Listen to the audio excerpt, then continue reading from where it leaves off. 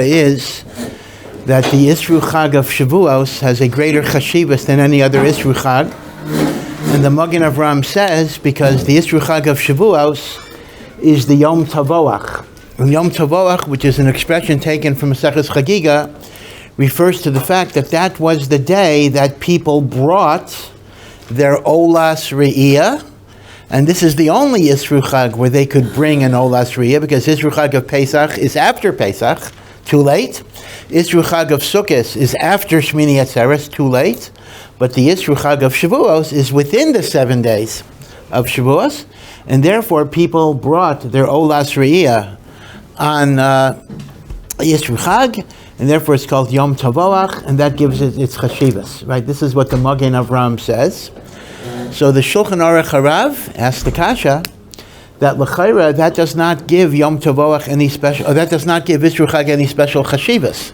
Like Beis Shammai, who holds you're not allowed to bring an Olas Re'iyah on Yom Tov. So Isru Chag was the first opportunity to bring the Chagiga, so everybody was jumping to bring it. But like Beis Hillel, you could bring the Olas Re'iyah on Yom Tov itself. So yeah, if you didn't bring it on Yom Tov, you could bring it Isru Chag, but you could also bring it the day after, the day after, the day after, up to 7 days. So what is the Malyusa? What is the Maila, according to Beis Hillel, of Isru Chag Shavuos? Because even the words, the very words, Yom Tov is only a designation according to Beit Shammai. So the Shulchan Aruch Harav answers, just reviewing a little bit, that even though the halacha is like Beis Hillel, that you can bring an Olas Re'iyah on Yom Tov, Nagu ha'am kidivrei Beit Shammai, that they did not bring the Olas Re'iyah on Yom Tov. Therefore, Isru Chag of Shavuos was the first opportunity to bring the korban, so everybody wanted to do it. Therefore, it becomes Yom Tov, even according to Beis Hillel. So the question that we remained with at the end was, what type of pshat would it be that the halacha is like Beis Hillel and people are nayeg like Beit Shammai to delay the bringing of the Olas Re'iyah until after Shavuos? How could it be? Normally you don't follow Beit Shammai, and even if you're allowed to, what would the reason be? So here the Hezbollah is actually very, very beautiful. We know that everything about Matan Torah is connected to the number 3. What's the pshat? We know that everyone knows that a lot of inyanim of Pesach are connected to 4. You have 4 cups of wine, you have 4 lashonos of Geula, you have 4 questions, you have 4 sons. It's a well-known idea that Yetzias Mitzrayim is connected to 4. But it may be a little lesser known that the Gemara in Shabbos connects Matan Torah to the number 3. The Gemara in Shabbos tells us that a certain man from Galil said to Rav Yasi, Baruch Rachamana, blessed is Hashem, the Yahiv Lan, Iraisa Tulisai. He gave us a 3-fold Torah, Nevi'im, Kesuvim. Liam Tulisai, to a 3-fold nation, Kaihanim, Leviim, Yisraelim. Biyarcha Tulisai, the 3rd month from Nisan, Iyar Sivan, after 3 days of preparation. And the Gemara does not explain the observation, it just says a certain man from Galil told Rav Yasi. So what's the chashivas? What would be the inyan of connecting Matan Torah to the number 3? So says the Maharal that the idea of 3 is 3 represents synthesis, integration, balance of opposite forces that move in different directions. So let's imagine a triangle. You have the base of a triangle, and the 2 points are at opposite ends of the baseline, right? Here. They are separated. But then you draw lines from the points, and they hit the apex of the triangle. So essentially, the apex of the triangle synthesizes, integrates the 2 opposite forces. So you have thesis, antithesis, and synthesis. Now we know that that's the way the spheros work. We have chesed, which is the impulse of giving and benevolence, and gevura is inner strength and introspection, and they are opposites. Avram is chesed, and Yitzchak is gevura, but they get synthesized and integrated in Yaakov, right? That's why it's called Tiferes, beauty, because beauty is actually the harmonization of opposite forces to create a certain balance and a certain symmetry. Okay, too much chesed, right? You have a Yishmael. And too much gevura, you have a Yitzchak. Right? Even in raising your children generally. Too much chesed, you let your child do whatever they want, so they may lose their teeth with tooth decay or whatever it would be. Too much gevura, you have child abuse. You have an abusive parent. Right? Elamai, there has to be a balance, a synthesis between chesed and gevura. And it is that synthesis, it is that balance that is called beauty, tiferes. It's also called emes. Tiferes is connected to emes and the light. So seen in that way, if you understand that the symbolic meaning of the number 3 is to integrate opposite forces, now you understand why the Torah is connected to the number 3. Because we are comprised of 2 opposite facets of reality. We are creatures with a guf. And as a guf, we have physical needs and physical desires.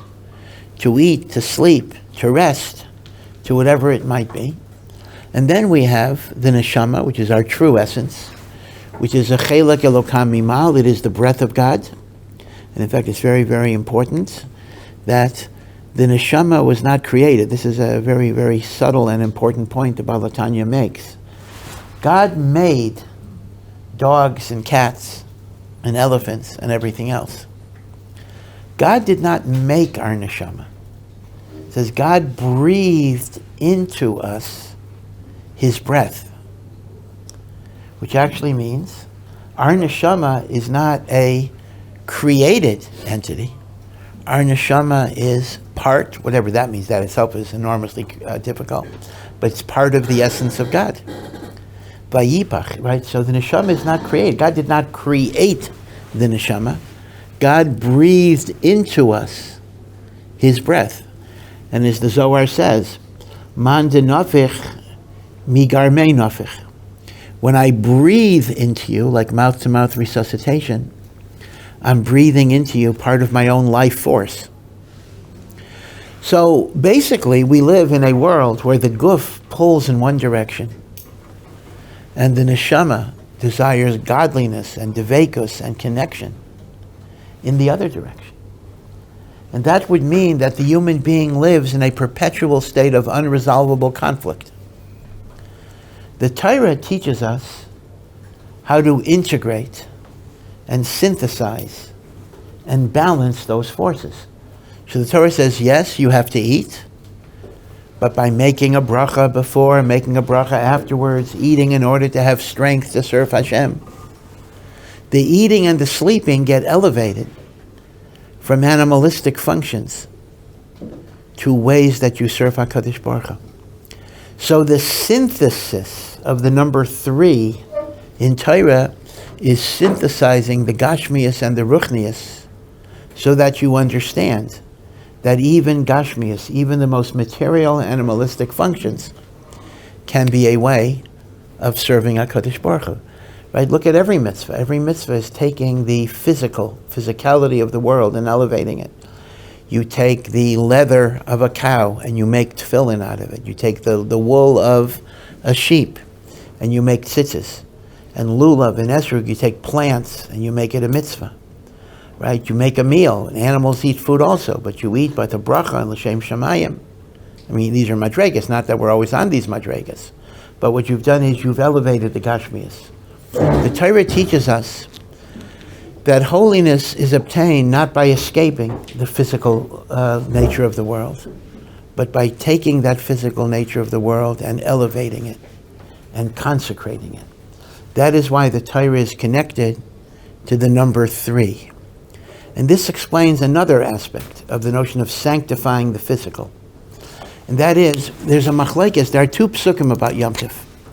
One pasuk says, Yom Tov is for Hashem. It's a day devoted to God. Another pasuk says, Yom Tov is a day lachem, devoted to you. So which is it? Is Yom Tov a day devoted to Hashem? Or is Yom Tov a day devoted to me? So it's machlekes tanoim. According to Rabbi Eliezer, you have a choice how you want to spend Yom Tov. You can say, I am devoting my Yom Tov totally to God. All I'm going to do on Yom Tov is daven and learn, and I'm not going to have a meal. And according to Rabbi Eliezer, you're allowed to fast on Yom Tov. Because you can say, my Yom Tov is for Hashem, not for me. Or you could go to the other extreme. You could say, now I don't think Rabbi Eliezer means you can go to the other extreme, that you don't even have to daven or say Shema, but he means you could put a predominant emphasis on Yom Tov is for my physical pleasure, to eat and to drink and to sleep. You have a choice. O kulo lashem, o kulo lachem. That's what Rabbi Eliezer says. Rabbi Yoshua reconciles the psukim in a different way. He says it's not all this or all that, but you have to divide it. Chatzi lashem, v'chatzi lachem. Now, half does not mean 50%, but it means part of the day is eating and drinking, and part of the day is davening and learning. In other words, according to Rabbi Yoshua, you are not allowed to fast of Chatzi Lachem. La halacha, as you probably know, we do paskin like Rabbi Yoshua, that a Yom Tov has to be Chatzi Lashem v'Chatzi Lachem. You are mechuyev to have a meal on Yom Tov. You are not allowed to fast. But then the Gemara goes on and says the following, and this is a perplexing Gemara. The machlokas, Rabbi Eliezer and Rabbi Yoshua, is about Sukkos and Pesach. Do I have to have a meal or can I fast? I'm not talking about the Seder, but let's say during the day. But when it comes to Shavuos, Hakol Meidim, even Rabbi Eliezer, who gives you the option of dedicating the day totally to God, on Shavuos, you must have a meal. You must have a meal because it was the day that the Torah was given. Now, b'pashtus, this Gemara is a non sequitur. I would have expected almost the opposite point. I would have said, even like Rabbi Yoshua that says, you have to have a meal, on Shavuos, I can dispense with the meal, because since it is the day of Matan Torah, I can learn all day. That's what I would have thought the Gemara would say. But pay attention. The Gemara says exactly the opposite.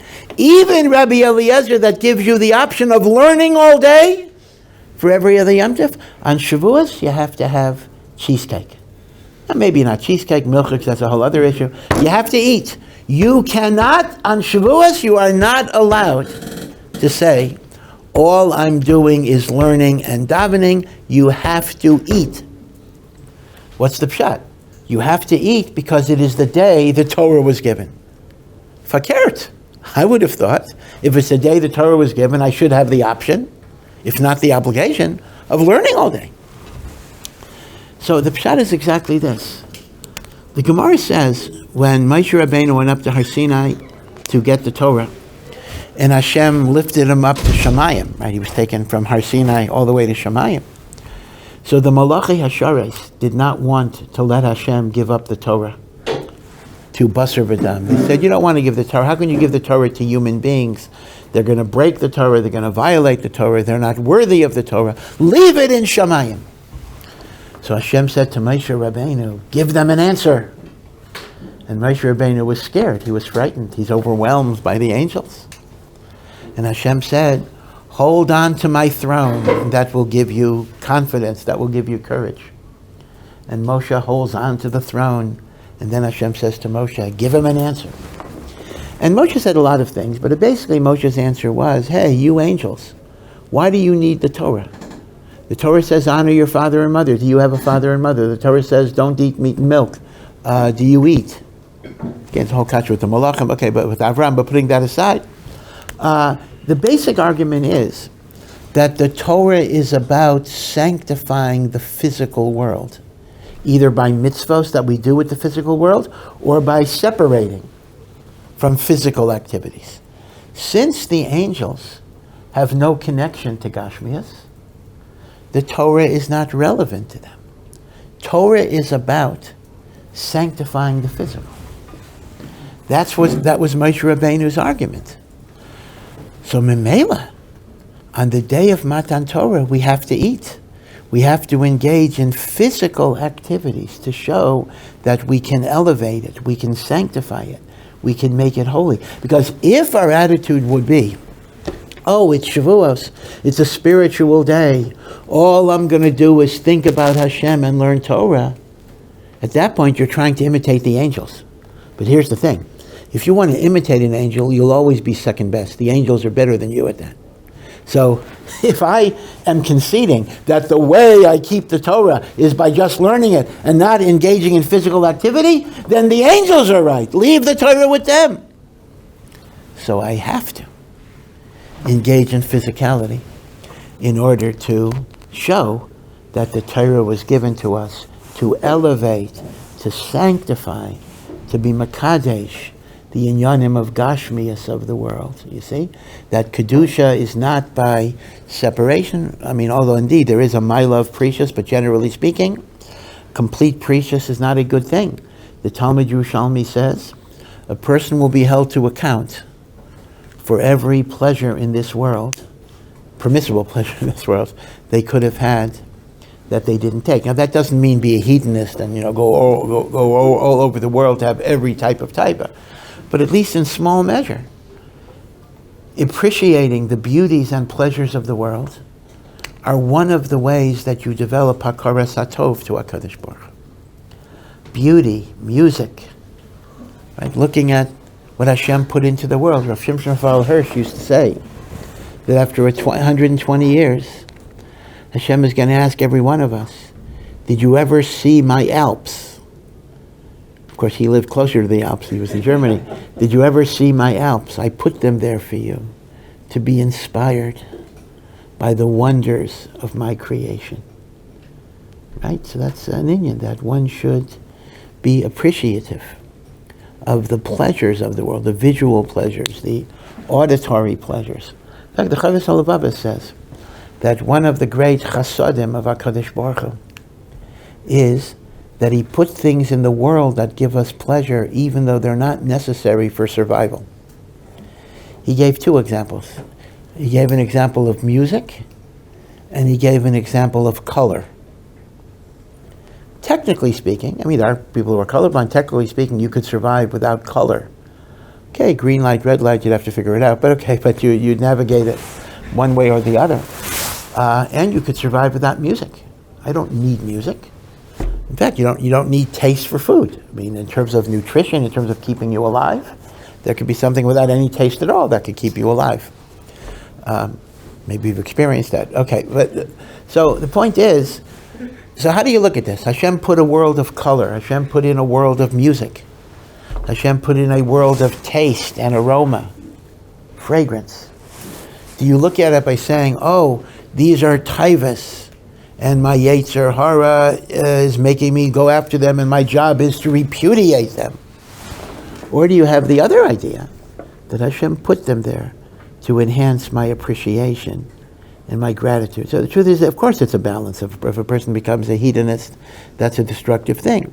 But at least within a reasonable shiur, this is the way a person serves Hashem. Yeah. I guess going up on what you mentioned before, in regards to the Baal Tanya, do you ever clarify exactly what exactly that means with Baal Tanya? You're mentioning how What is? I didn't hear you. So maybe clarify what the Baal Tanya means a lot of times when he says it's a chilek elokam ma'amash. Okay, so I mean, this is not to share for that. I mean, that's a separate issue. I don't know what he means. I mean, chilek elokam mimal is not only, it was invented by Hasidus as an expression, but it's used by every Baal Musar, every Litvish Musar Sefer. It's become a universal expression, and it means that we are united with Hashem in a complete achdus. We are not simply a creation of God, but we are literally unified with God. And this is what the Zohar, I mean, this is not the time to go into that.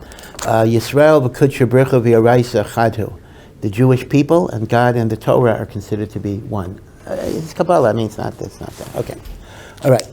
So this is the idea, but I'm proceeding on a much more simpler plane. I'm simply discussing the notion of sanctifying the physical, and that's the idea I want to bring out. Yeah? Just really quickly on that. I guess the Jewish expression of sanctifying the physical is no more apparent than physical pleasure, And Yeah. why then does the Torah go to such lengths to talk about how there's official between men and women before Matan Torah for 3 days? Like seemingly it doesn't make sense or sort of contradicts what we said about sanctifying. Well, yeah, it's true, but the problem is particularly when it comes to sexual pleasure.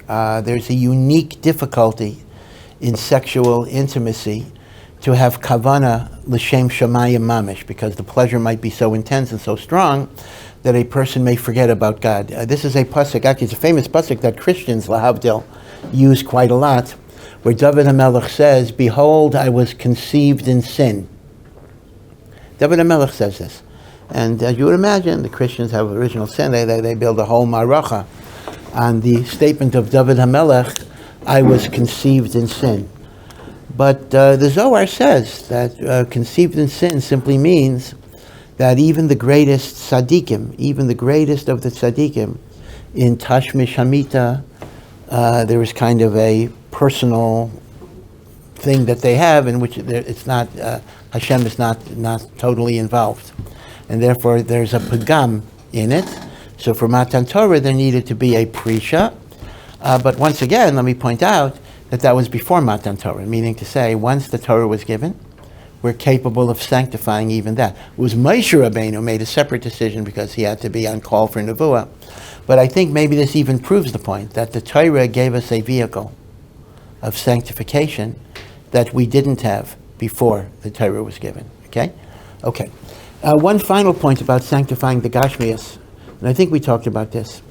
I had mentioned that menachos, meal offerings in the Beis HaMikdash, were almost always unleavened. Not just what you brought on Pesach, but any mincha you brought during the year could not be chametz.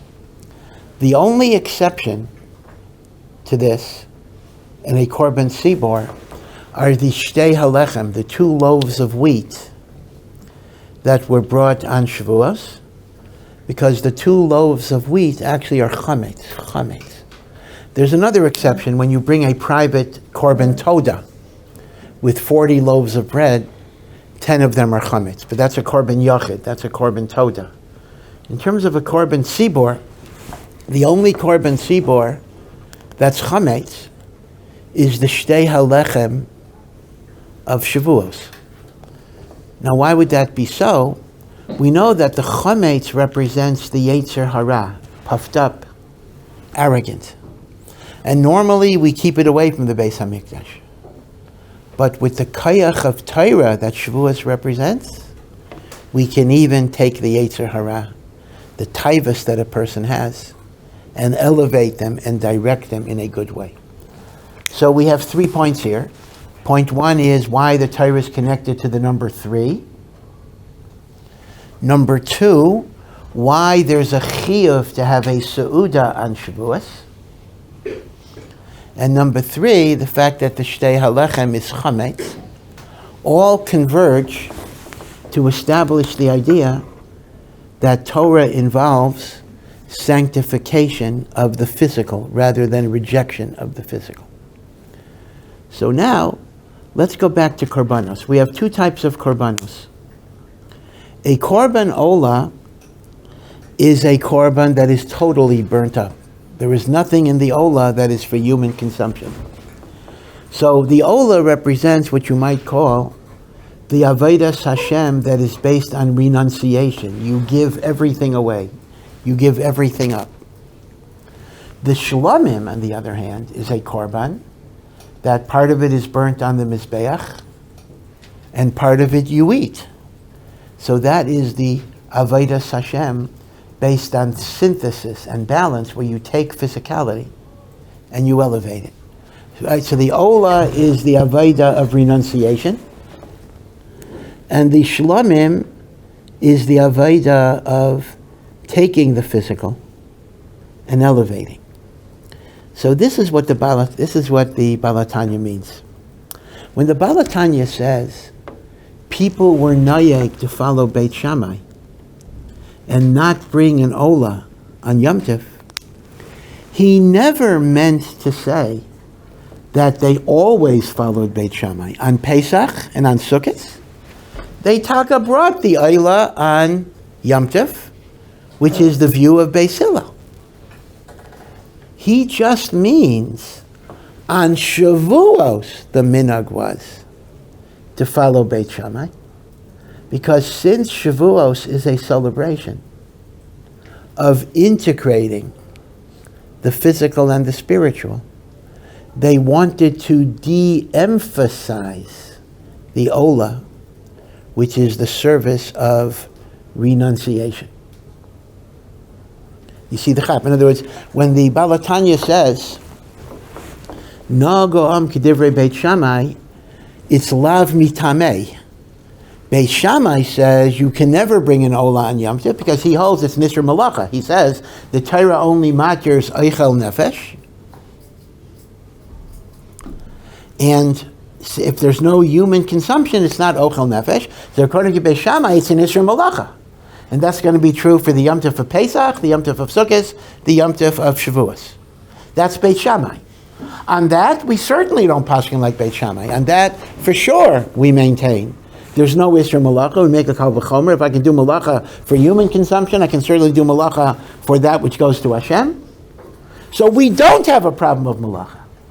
But on Shavuos B'dafka, we want to de-emphasize the idea of Ola, because Ola is about renunciation, and Shavuos is about balance and integration and harmonization.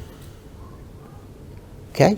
So that's the chap, and that's what he means, Nagoam, and therefore, going back to the Magen Avraham, therefore, people didn't bring the Olas Re'iyah on Yom Tov. So the first time they could bring it was Isru Chag, and therefore Isru Chag became known as Yom Tavoach, and that is why it is more chomer than the other Isru Chags that Mi'ikara did. We don't say Tachanun. Now Lamaisa, I mean, you're not going to notice this because Lamaisa, our minhag is we don't say Tachanun for the whole month of Nisan, so for Shteitzach, not only Isru Chag of Pesach, but the rest of the month. The same thing is true for Tishrei. The minhag Yerushalayim is not to say Tachanun for the rest of the month of Tishrei, and for Shavuos as well, we don't say Tachanun for 6 days after Shavuos. So you're not going to notice any difference here, but Me'ikar Hadin, Isru Chag of Pesach, you could say Tachanun, and Isru Chag of Sukkot, you could say Tachanun, and it's only Isru Chag of Shavuos that you cannot say Tachanun, right? So this is the Hezbollah of the Magen Avraham, given by the Balatanya with an explanation on the Balatanya of why Nagu Ha'am K'divrei Beit Shammai. Yeah. Is it a general rule that, like, let's say, if the general populace would like to pass on Beit Shammai, that meaning not to say that an individual can have the power to do it, but like that Am as a whole can choose to pass on Beit Shammai? Well, it's interesting when you say something like Nagu Ha'am. It's a big problem. Are we talking about some type? I don't know. Are we talking about some organized movement, the whoever decided, or are we just talking about like simultaneously individual people just decided that this is what they were going to do, and then you wind up with a huge number of people? Chazal say sometimes. Have you ever come across this in Gemara? When there was some uncertainty what the halacha was, so the Amayra said, Puk chazi ma ama daber. Go out and see what people are doing. That's a strange way to paskin. Go out and see what people are doing. If people are doing it, there's kind of a ruach hakodesh that Hashem puts into Am Yisrael. Although I'll tell you a cute story. There is a Sma. Sma is a commentary on Choshen Mishpat, Sefer Mira Sinayim. The Sma, very, very, very important posek. So the Sma says at one point, Das balabatim hepech Torah. He made a point sometimes that what an unlearned person instinctually thinks is correct is often going to be keneged the Torah, meaning a person's gut reactions are not always going to be accurate if a person has not learned a lot of Torah. So they tell him, Maisa, that the Rogatchover once had a machlekes with Rav Meir Simcha. They were Rabbanim in the same town. Dvinsk was a town in Latvia, and Rav Meir Simcha, the Ohr Somayach, was the Rav of the Misnagdim, and the Rogatchover was the Rav of the Hasidim. Actually, it was a Chabad. It's super Eloi, but he happened to be Chabad. In fact, Chabad says that the last Rebbe got smicha from the Rogatchover, although I'm not sure if we absolutely have proof of that, which is a pretty big accomplishment, actually. The Rogatchover was tough as nails. You wouldn't want to cross him in any way or get into an argument with him about any halacha. He would just, crush you. They say Rav Aaron Cutler was already a great Rosh Yeshiva as a young man, and he wanted to speak in learning with the Rogatchover, but he was scared. So he represented himself as a businessman. He says, I'm a businessman, I learn a little bit every day. And he told the Rogatchover over a chiddush, I'm a businessman, I have this little chiddush. And the Rogatchover's supreme compliment is, for a businessman, you're not too bad, he said. That was like the highest compliment. If you would come as a Rosh Yeshiva, that would be the end. So they were arguing over something, and the Rogatchover came up with this idea. He says, listen, let's ask the man on the street for what he says, and whatever the man on the street says, we know the opposite is going to be right, because the Shema says, Hepech balabatim das Torah. So they stopped the guy in the street, they gave him the shiloh, what do you think? So the person said exactly like the Rogatchover. So, which means, according to the Rogatchover's logic, that would mean the Rogatchover was wrong. So the Rogatchover said, don't bring me a raya, everybody has a bad day. The Balabayas had a bad day, he got it right this time. Okay, but so looking at what people say is not always a raya, but still there is a concept of people following that Kadosh Baruch Hu leads Am Yisrael in the right way. So let me just end with the thought of Rav Tzadok that makes this point from a different direction. By Matan Torah, what you had was kolos, right? They saw kolos, they saw thunder, right? The Midrash says that was an amazing thing. They saw the voices, and then it says barakim, and the lightning. Thunder and lightning. Barakim. Then they hear the Aseret HaDibros, either all of them or the first two, and Moshe gives them the rest. And then afterwards, it switches the language a little bit. They saw kolot, again seeing the thunder, v'lapidim, and torches. So note the difference. Pre-Matan Torah, barak. After Matan Torah, lapid. Of course, just the names, Israelis, the religious world in Israel has always been tortured by both the baraks and the lapids. We have two different baraks. We had Ehud Barak and Aaron Barak, who was a judge, and then we have two generations of lapid as well, Tami Lapid and Yoyer Lapid. So maybe there's a remez that you will, when you're trying to keep the Torah, you will be assaulted by the baraks and by the lapids. But what exactly is the difference between Barak and Lapid? So here's what Rav Tzadok says, really, really beautiful. He says, the chiluk in the visualization represents a transition in how you achieve holiness. Before Matan Torah, the only way you could achieve holiness is by disengagement with the material, like celibacy, poverty, precious. The holiness of disengagement from the material is like lightning. Because what is a lightning flash? A brilliant light. Holiness, ecstasy. But then you're plunged into total darkness. Because you have to eat, you have to sleep. In other words, at some point, you have to disengage from that holiness. It's not sustainable as a basar v'dam to have a holiness which is totally connected to disengagement from the material. So you'll have moments of supreme illumination followed by darkness. On, off, on, off, on, off, on, off. The Torah was machadesh, a new way of holiness, and that is the holiness of taking the physical and elevating it and sanctifying it.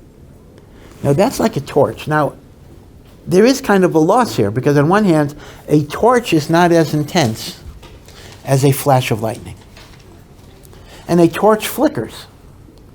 But in its flickering, it does remain constant as a source of warmth, as a source of light.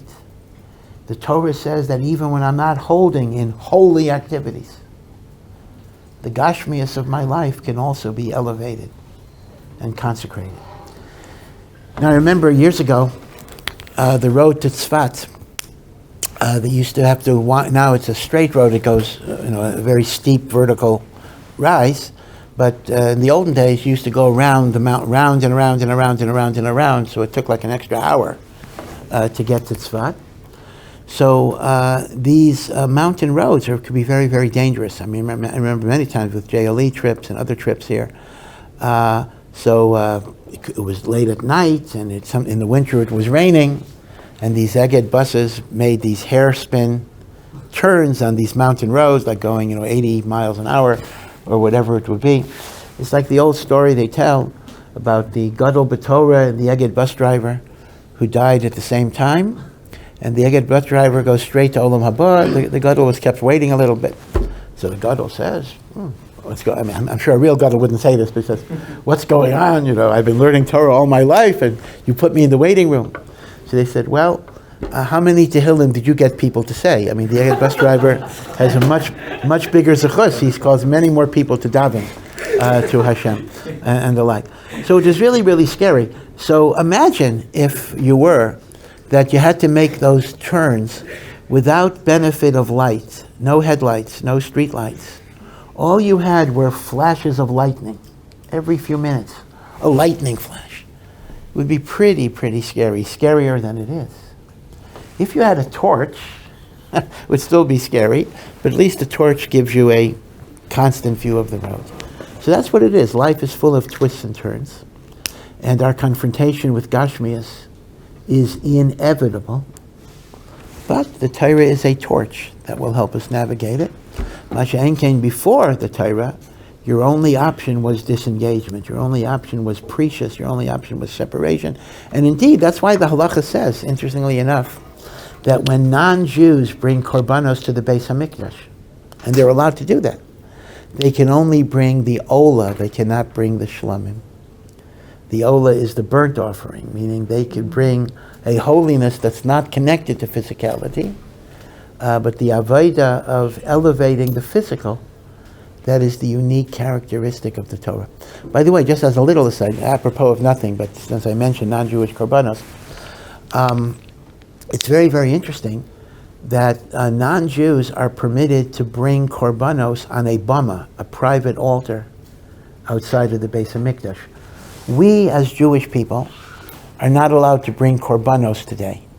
If I bring it outside of the Beis HaMikdash, I am over an Isser D'Oraisa of shechting or bringing a korban outside of the mikdash. That's shechita, v'hala, two different lavin. One is a lav to shecht, a korban outside of the Beis HaMikdash, and one is a lav to bring a korban outside of the Beis HaMikdash, your chayiv kares.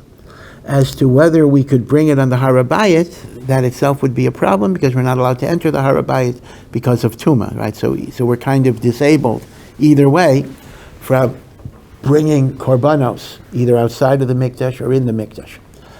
A non-Jew does not have an Isser of Bamos. A non-Jew can bring Korbanos to God outside of the Beis HaMikdash.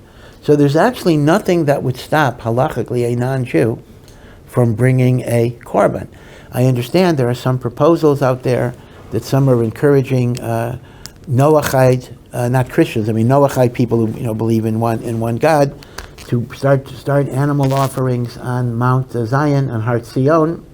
But I think most Gedolim, even though it is absolutely mutter, there's no question about that, but they say it's a very, very bad idea.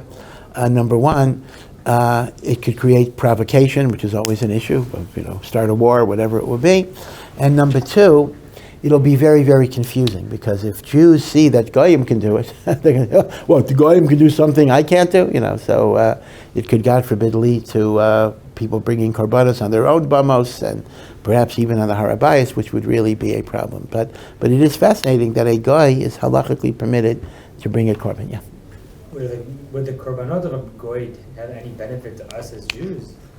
Because presumably they're bringing it for themselves. It would depend very much on what their intention is. The Gemara does make a point that of the Kachavim are mechavein for their own benefit. Mm-hmm. But on the other hand, does the Gemara mean that's 100% the case, or it just means generally?